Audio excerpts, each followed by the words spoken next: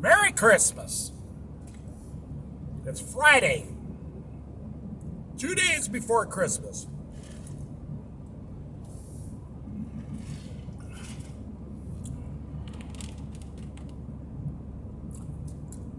And all through the Oregon coast, it was foggy.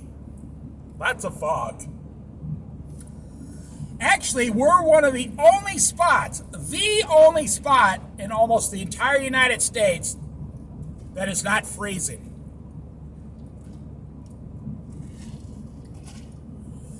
Right now, coming off the ocean, it is 46 degrees here at 9 o'clock in the morning. That's why you're seeing this fog. It is so nice right now. A nice little light rain, but it's supposed to stop raining for a few hours here.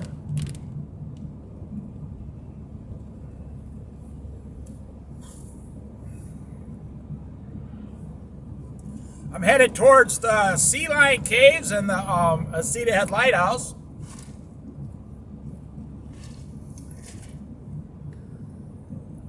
I hope you have a great Christmas. Look at this beautiful scene right here. Wow.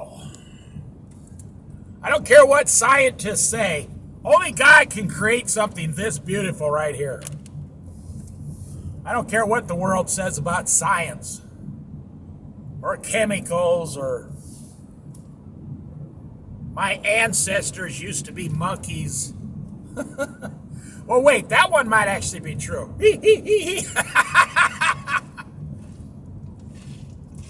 No, that's my personality, but no, I never came from a monkey.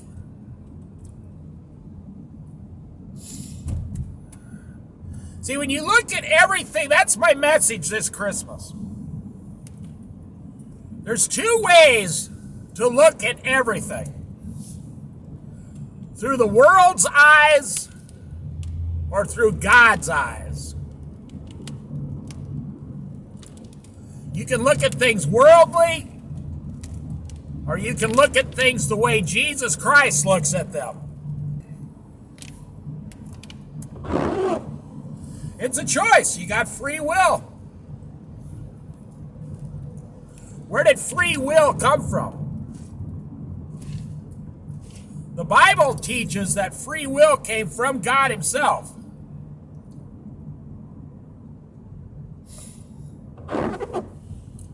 The world teaches that we were evolved out of a sludge with some chemicals and some cells, and we were a frog, and then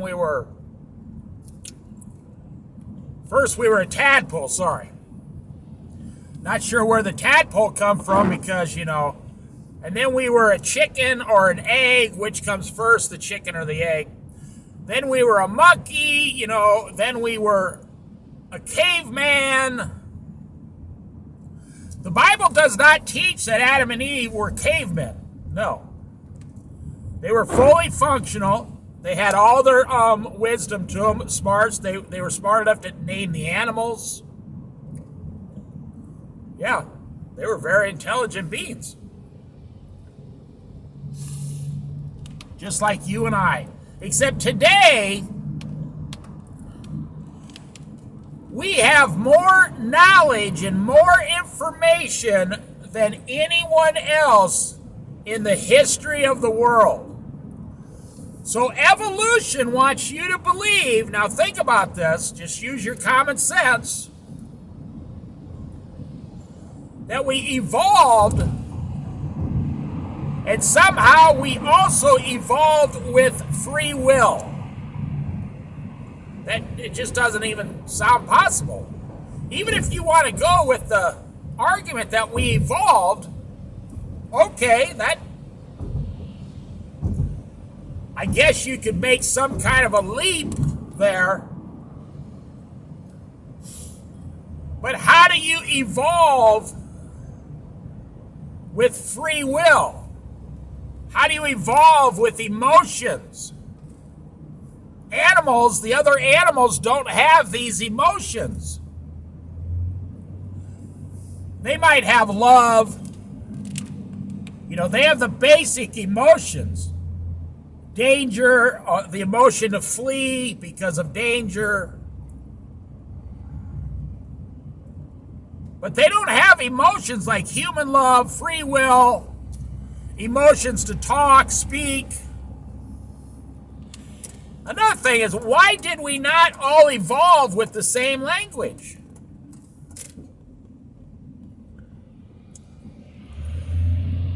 Well, according to the Bible, we all had the same language up until the Tower of Babel. So how do you see, the Bible explains how all the languages were separated,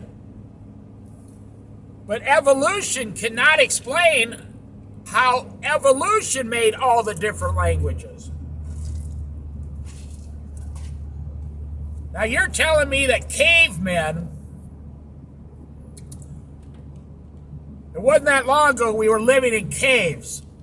Now we're talking, they say 10, 12,000 years ago. So in 12,000 years now we are flying around in space. No. You see, they say that we evolved and it took like 2 million years. But then in a span of 20,000 years, we went from being a caveman to flying around in space. Doesn't make sense because your brain would not evolve that fast in the last 20 years. If you go by their time frame. So my point is, Merry Christmas. You have two ways to look at everything next year in 2023. You have a choice to make, and there's only two choices. There's no middle ground. Number one, the way the world sees everything, and I mean food, money, how to worship God, not worship God, believe in God, not believe in God. If you go to church, all the rules that your church is putting on you for salvation now. Oh my goodness, you would be amazed what churches do at Christmas time to the fellow believers. It's appalling. You know, you got those church ladies, they get up there and it's all they got in life. And they're telling you if you don't do certain things during Christmas, like you need to come and help us hang the stockings on the Christmas wall, or maybe Jesus isn't going to bless you. Oh my God. And I am hearing this from ministers on the radio. The ministers are the ones telling these stories about their own churches.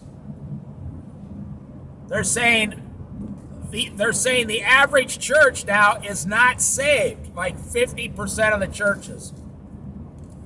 Now what you say, oh no, that's not me at my church. Go to the book of Revelations, the first chapter. What is the very first thing Jesus talks about in the book of Revelations? Is the 7 churches in the last days. And 3 or 4 of those churches are not saved at all. I know 2 or 3 of the churches, Jesus says, when I return, I'm going to take away the very thing that you believe you have salvation with. I'm going to take it away and throw you into the lake of fire. Now, he doesn't talk about the lake of fire in those 7 churches. He talks about how you have been deceived, how you have been given false, it talks about 3 of the churches, I believe, are following the great prostitute, which is the world. You're following the world. You want to do something Jesus wants you to do this Christmas? call everybody you're angry at. I'll tell you the hardest Christian thing. It's easy to go to church and put $10 bill in the thing every week. Say, good job, Pastor. Boy, what that was, whoa. That was a heck of a sermon this week. Yeah. Remember, you can always come over to our house for chili or something if you want. All right, we'll see you next week. Well, no, wait, not next week, because that's Super Bowl week. I can't do that. You get my point. And I'm not saying anything about the pastors. They are pouring out the last days. I see pastors crying. 60-year-old men in the pulpit crying. They're pouring out through the Holy Spirit. Their very soul, please be saved, please. And people look at them like, oh man, how long is this sermon going to last? I'm not blaming the pastors. If you want to know what's going to happen in the churches in the last days, read the first chapter of the book of Revelation about the 7 churches. And then go to a minister online that you trust, and they will explain.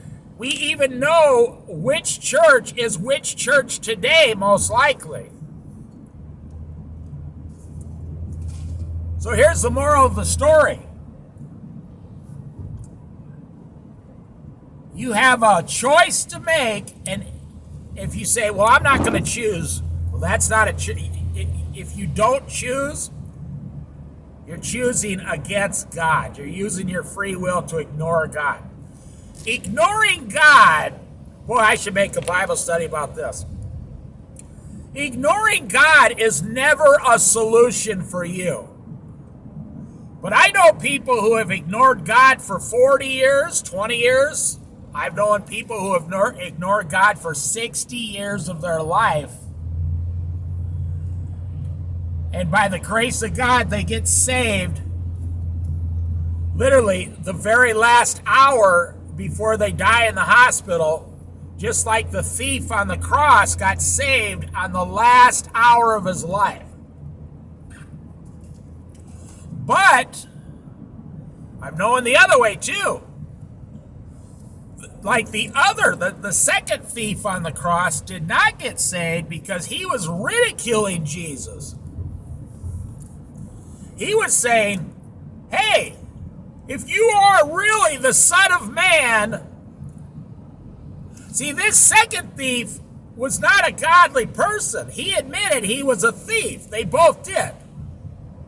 Both thieves admitted. The first thief said, stop yelling at Jesus. He's done nothing wrong. This man is innocent. We are guilty. But the second thief went further and said, hey, and I'm paraphrasing here, go into the mind of that second thief. He's looking at Jesus saying, hey, are you stupid or something?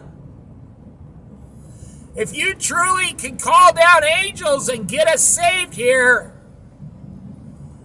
then now would be the time to do it. If you really are as powerful as they say, if you really can raise the dead from, if you really can save us, we got nails in our hands and we're dying on this cross. Now would be the time to come down off your cross and save us. The second thief was completely confused and he thought that Jesus was, stupid or something. Well, you have to make up your mind. Are you going to be the first thief or the second thief next year? The first thief said, Lord, I'm a sinner. Please forgive me of my sins and remember me when you enter your kingdom. And Jesus said, I tell you the truth, this very day you will be with me in paradise. Or are you going to go the route of the world like the second thief and start calling God names, ridiculing him, yelling at him, saying, hey man, come on down here and save me? Free will. Free will did not evolve from evolution. Free will was given to you by God the Father out of love. and he hopes that you choose to use your free will to follow him.